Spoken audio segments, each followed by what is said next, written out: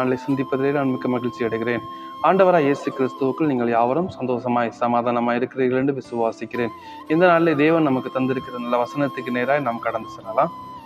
சங்கீதம் 139 அதனுடைய 24வது வசனம். வேதனை உண்டாக்கும் வழி என்னிடத்தில் உண்டோ என்று பார்த்து நித்திய வழியிலே என்னை நடத்தும். ஆமே. இந்த நாளிலே ஒரு வழி நடத்துதல் நமக்கு தேவைப்படுகிறது. நம்முடைய வாழ்க்கையில வழி நடத்துகிற ஒரு ஆள் நமக்கு வேண்டும். தேவனை துக்கப்படுத்துகிற, மற்ற ஜனங்களை வேதனைப்படுத்துகிற செயல் நம்மிடத்திலே உண்டோ என்று நாம் நிதானித்து பார்க்க வேண்டும். நம்முடைய செயல், நம்முடைய பேச்சு, நம்முடைய நடைமுறைகள், நம்முடைய பாவனைகள் விழுந்து போகிற ஜனங்களை தூக்கி விடுகிறதாய் இருக்க வேண்டுமே தவிர நிற்கிறவர்களை விழ தண்ணுகிறதாக, விசுவாசத்திலே வேரூன்றி இருக்கிறவர்களை விழ தள்ளுகிறதாக, தேவனுக்கென்று வாழ்கிறவர்களை பிரித்தெடுத்துகிறதாக காணப்படக்கூடாது. நம்முடைய செயல் தேவனுக்கு பிரியமானதாய் காணப்பட வேண்டும். வேதனை உண்டாக்கும் வழி என்னிடத்தில் உண்டோ என்று பார்த்து நித்திய வழியில் என்னை நடத்தும். ஆமே. ஒருவேளை வேதனை உண்டாக்குற பேச்சுக்கள், வேதனை உண்டாக்குற சூழ்ச்சிகள் நம்ம இடத்துல இருந்தா அப்போ அவங்க நித்திய வழி நம்ம இடத்துல இல்லை. நித்தியத்துக்கு நேராய் நாம் நடக்கவில்லை.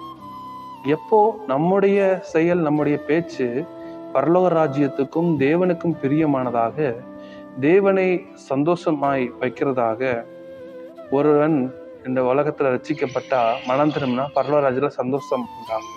அப்போ ரட்சிக்கப்பட்ட ஒருத்தனை நாம் கீழே தள்ளும் போது, நம்முடைய பேச்சினால், நம்முடைய செயலினால், நம்முடைய நடக்கையினால் நாம் கீழே தள்ளும் போது பரலோக ராஜ்யத்துல துக்கம் உண்டாகும். ஆமே.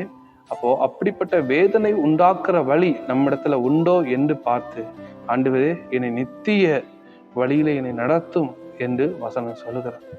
ஒருவேளை அப்படிப்பட்ட செயல் நமக்குள்ளே இருந்தா, தேவனை வேதனைப்படுத்துகிற செயல், தேவனை வியாகுலப்படுகிற சூழ்நிலை, வியாகுலப்பட வைக்கிற சூழ்நிலை நமக்குள்ள இருந்தா, இந்த நாளிலே நாம் நம்மை மாற்றிக்கொள்வோம். நிச்சயம் தேவன் நம்மை நித்திய வழியிலே நடத்துவார்.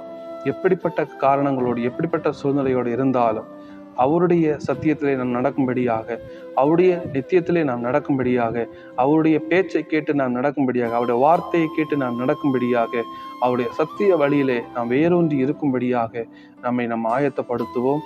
ஒருவேளை வேதனை உண்டாக்குகிற செயல்கள், தேவனை வியாகுலப்படுத்துகிற சூழ்நிலைகள் நம்முடைய வாழ்க்கையில இருந்தா அதை மாற்றுவோம். நிச்சயம் தேவன் அதற்கான பிரதிபலனை நமக்கு தருவா. நம்முடைய வாழ்க்கையில தேவ ராஜ்யத்துக்கு, பரலோக ராஜ்யத்துக்கு நேராக நடக்கிற செயல்கள் நடக்கட்டும். விழுந்து போய் இருக்கிற ஜனங்களை தூக்கி விடுகிற செயல்கள் உண்டாகட்டும்.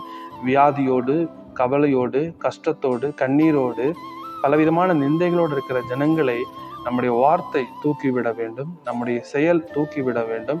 அவர்களுக்கு நாம் உதவி செய்ய வேண்டும். ஒருவேளை ரட்சிக்கப்படாதவர்களுக்கு ரட்சிப்புக்கு நேராக நாம் வழி நடத்த வேண்டும். இன்னும் உலகத்தை சார்ந்து, உலகத்தின் மேலே பற்றா இருக்கிறவர்களை ஆண்டவரோடு சேர்ந்து வாழ அவர்களை நாம் ரட்சிப்புக்கு உள்ளாக வழிநடத்துகிற பிள்ளைகளாய் காணப்படுவனமே மாத்திரம், அவர்களை கீழே தள்ளுகிறவர்களாய் நாம் காணப்படாமல், வேதனை உண்டாக்குற நிலைமையிலே நாம் காணப்படாமல், ஆண்டவருக்கு பிரியமான பிள்ளைகளாய் நாம் காணப்படுவோம். நிச்சயம் தேவன் நமக்கு தேவையான பலனை தந்து நம்மை நித்திய வழியிலே நடத்துவார், நம்மை பரிசுத்தமாய் நடத்துவார், நம்மை கொண்டு போய் அவருடைய ராஜ்யத்திலே சேர்க்கும் வரை ஒருபோதும் நம்மை கைவிட மாட்டார். அதனாலே வேதனை உண்டாக்குற வழி நம்ம இடத்துல இருக்கிறதா என்று நம்மை நிதானித்து பார்த்து ஆண்டவரோடு சேர்ந்து நடப்போம். தேவனை மகிமைப்படுத்துவோம். தேவ ராஜ்யத்திலே சென்றடையும்படியாக ஆயத்தமாய் காணப்படுவோம். நித்திய ராஜ்யத்தை சென்றடைவோம். ஆமென்.